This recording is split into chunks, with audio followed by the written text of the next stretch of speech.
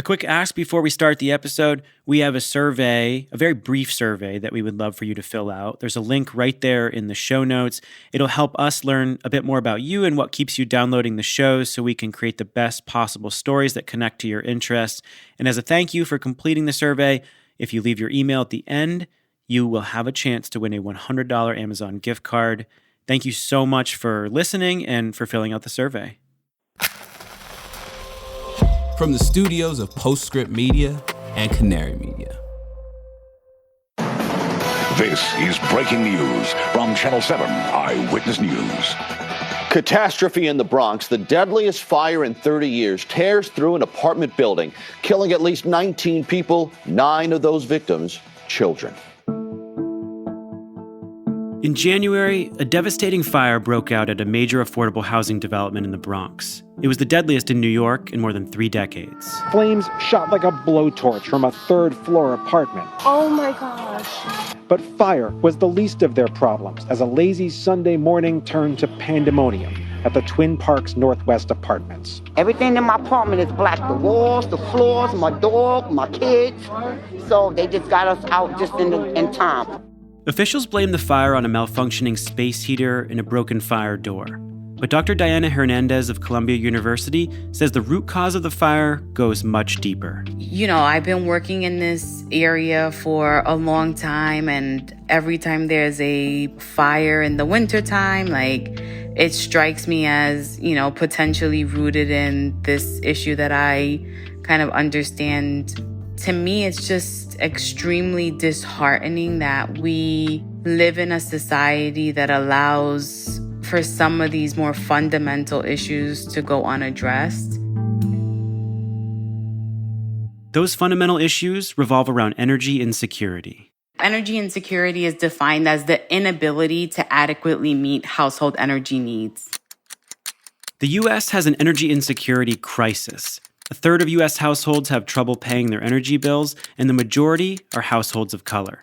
When Dr. Hernandez saw that fire, she saw the fatal impacts of energy insecurity, neglected housing, and structural racism. Yeah, I think we can't think about our housing or energy infrastructure as not deeply connected to the circumstances of African Americans and also other people of color kind of being disproportionately impacted by this issue. This is The Carbon Copy. I'm Stephen Lacey. This week, the tragedy at the Twin Parks Northwest building in the Bronx exposed deep energy inequities in America, inequities that mostly affect communities of color. So how do we make sure everyone has equal access to quality, affordable energy and prevent future tragedies? America's green banks are preparing to unleash a wave of capital for clean energy. The Greenhouse Gas Reduction Fund invests a historic $27 billion in projects nationwide. This could mobilize up to $150 billion of private capital for solar, storage, efficiency, and electrification in underserved communities. So how do we deploy those billions quickly, efficiently, and with the highest impact? On July 18th, Latitude Media and Banyan Infrastructure will host a virtual event exploring the on-the-ground realities of making America's green banks a success. Register for free by clicking the link in the show notes or go to latitudemedia.com/events. Clean energy and climate tech are policy-driven industries, and anyone working in this field touches local, state, and federal policy in a very real way. And that's why you should be listening to Political Climate, a podcast from Latitude Media and Boundary Stone Partners that delivers an insider's view on climate policy and politics. Every other week, co-hosts Julia Piper, Emily Domenech, and Brandon Hurlbut cover the nuances of government funding, regulations, backroom negotiations, and the election, of course. Political Climate is a show for people who want authentic conversations and strong opinions from voices across the political spectrum. Listen at latitudemedia.com or subscribe to the show anywhere you get your podcasts.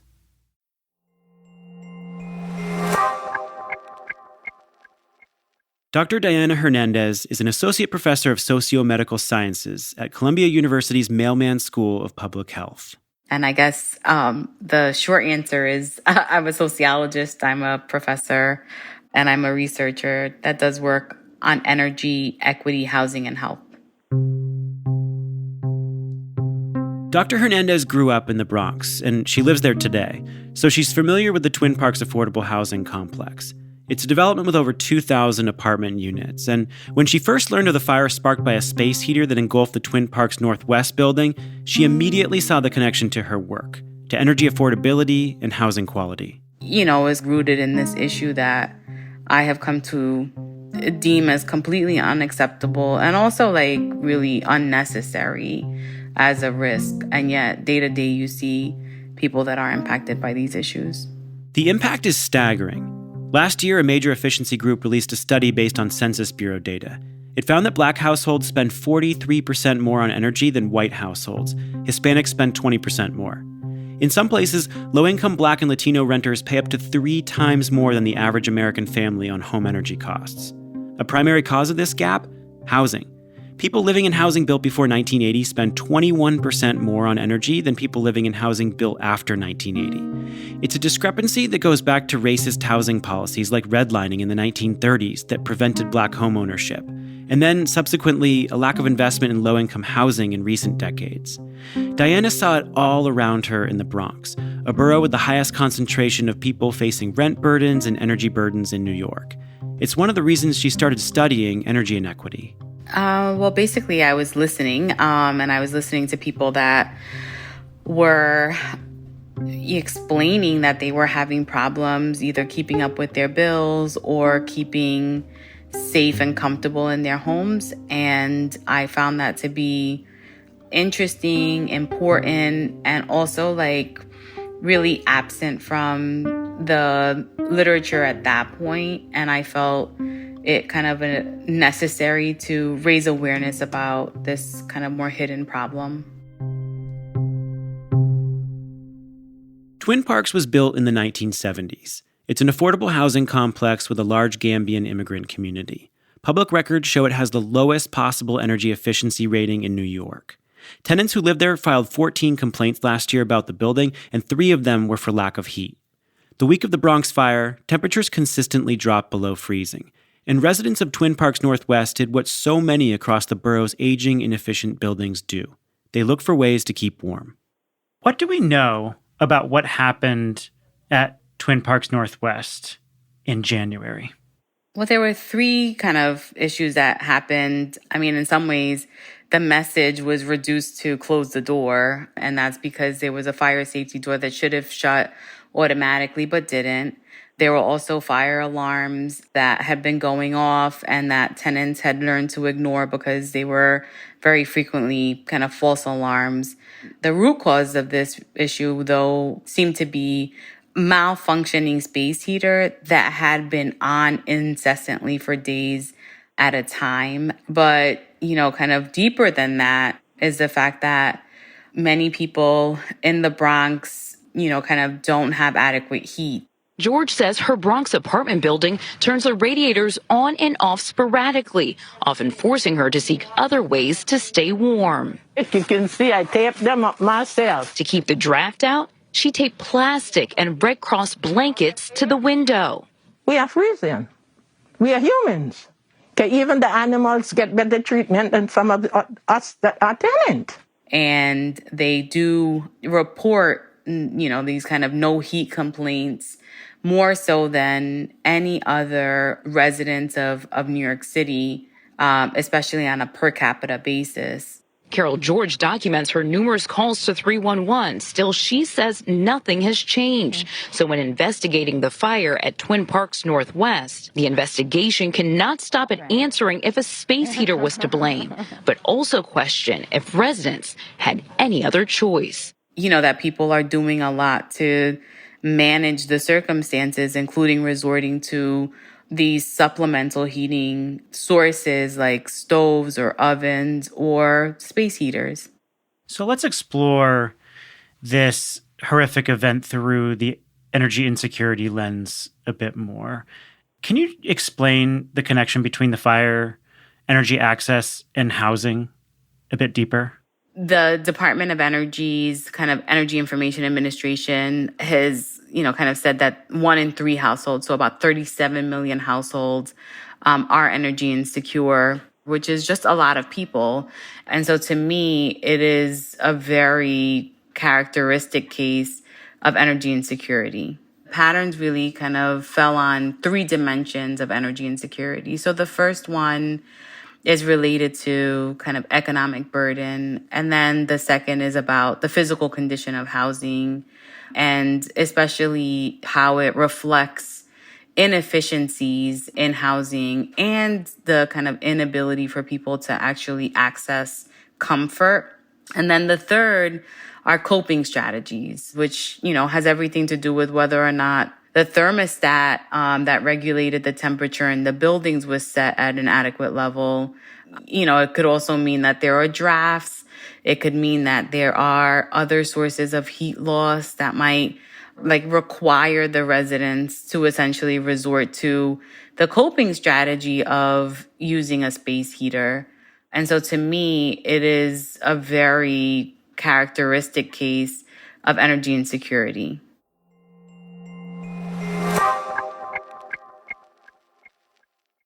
On July 18th, join Latitude Media and Banyan Infrastructure as we take a deep dive into the next phase of deploying the $27 billion Greenhouse Gas Reduction Fund. We'll provide practical insights for the state agencies and local lenders at the front lines of dispensing these funds. Where are the bottlenecks? How do we balance speed with transparency? And can America's green banks live up to the expectations of both local communities and Wall Street? Latitude Media's Stephen Lacey, Banyan co-founder Amanda Lee, and Clean Energy Fund of Texas EVP Billy Briscoe will answer these questions and more on July 18th at 1 p.m. Eastern. This is a must-attend for project developers and financiers. Register for free at latitudemedia.com/events or click the link in the show notes. I'm Julia Piper. I'm Brandon Hurlbut. And I'm Emily Domenech. A little over a year ago, political climate took a break so we could focus on the groundwork of implementing America's biggest ever climate bill, the Inflation Reduction Act. I'm excited to say, political climate is back. And I'll be joined by my 2 co-hosts to riff on the top political stories and insider scoops, from state houses to the halls of Congress to regulatory agencies and even international climate talks. We'll explain how those developments are driving industry decisions today. Political Climate is a show for people who want authentic conversations. And to learn about how energy and climate policy is shaped within both political parties, from the people who have actually helped shape it. So join me, Brandon, and Emily every other week, starting in April, for fresh episodes of Political Climate. Subscribe to the show wherever you listen to podcasts.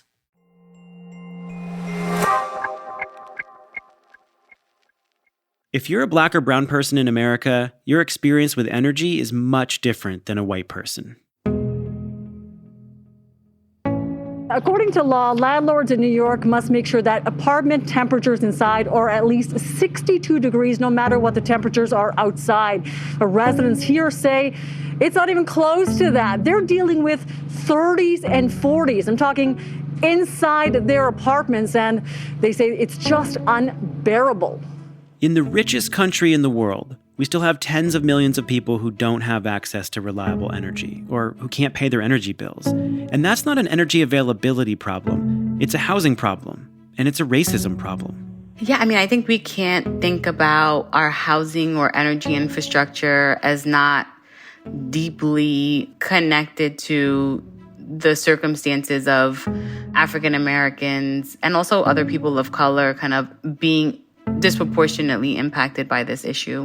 Blanca Nieves has been dealing with it for years. It's really, really bad. Her heaters are on, even the electric fireplace. I leave it on all night. She and more than 200 residents of the senior complex on Clinton Avenue are living in frigid temperatures. I had to put the stove, and I had to wear the jacket. This is a senior building with a lot of sick seniors. The plastic on Queen McFarland's windows not helping. See what I'm talking about?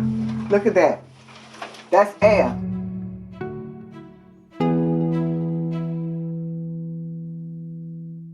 And so one kind of example of that is the kind of history of redlining and the legacy of segregated housing. It basically reflects an underinvestment in housing, primarily in communities of color and in Black communities.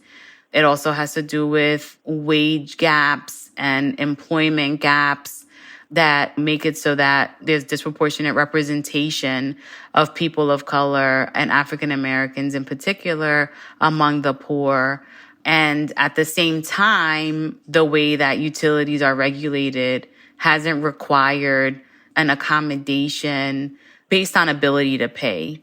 So those are all kind of different aspects of this issue that harken back to a legacy of structural racism. And in terms of crafting policy that explicitly addresses affordable housing and energy, what kind of policies would be beneficial there?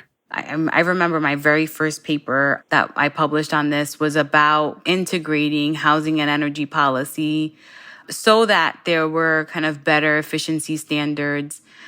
Public housing doesn't have an efficiency mandate. Neither do other forms of subsidized housing.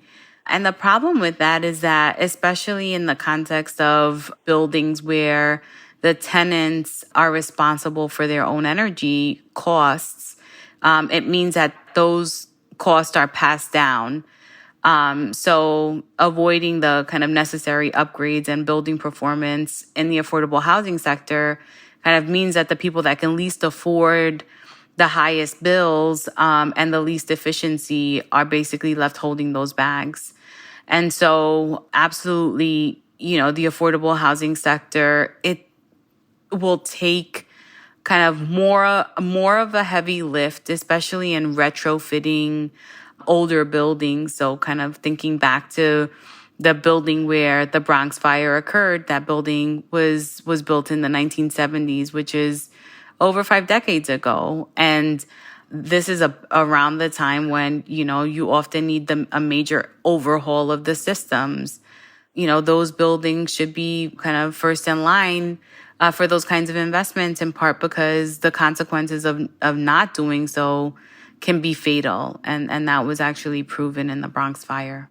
Over the last 5 years or so, there has been this awakening in the climate movement that we can't just talk about carbon taxes. We can't just talk about technology deployment, that there needs to be this convergence of equity, job creation and job training, and clean energy deployment, that there are all these other social benefits to climate action that have now been layered into the way people are talking about policy. The Green New Deal being the most significant example of this. Do you see that shift materially changing anything when it comes to the impact on people's lives?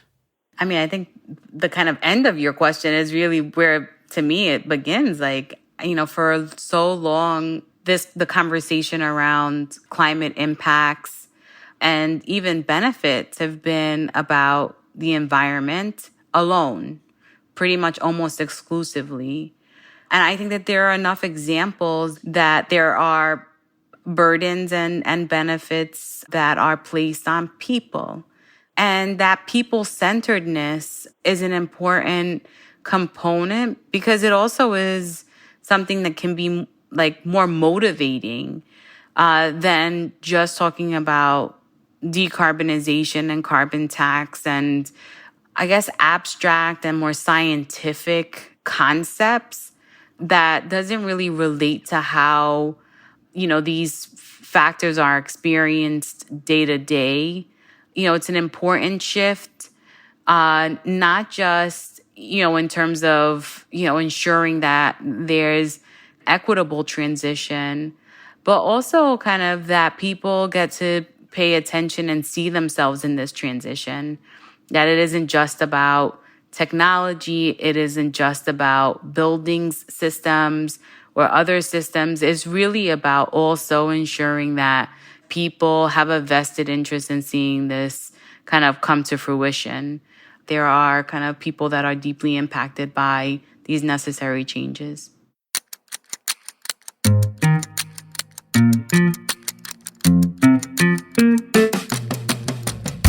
Dr. Diana Hernandez is an assistant professor of sociomedical sciences at the Columbia Mailman School of Public Health. The Carbon Copy is a co-production of Postscript Media and Canary Media. Our Postscript producers are Jamie Kaiser, Cecily Mesa-Martinez, Dalvin Abawaje, and Daniel Waldorf, and Alexandria Herr was the lead producer and writer on this episode. Ann Bailey is our editor. Sean Marquand and Greg Villefranc are our Postscript engineers. Original music came from Sean Marquand, Echo Finch, and Blue Dot Sessions. Postscript Media is supported by Prelude Ventures. Prelude is a venture capital firm that partners with entrepreneurs to address climate change across a range of sectors. Those include food, advanced energy, agriculture, transportation, logistics, advanced materials, manufacturing, and advanced computing. Thanks to Prelude for their support. Give us a rating and review on Apple and Spotify. It's very helpful for helping other people find the show, and send a link to a friend or colleague. Also, connect with us on social media. You can find The Carbon Copy, Postscript Media, and me there. And I'm Stephen Lacey. This is The Carbon Copy. We'll catch you next time.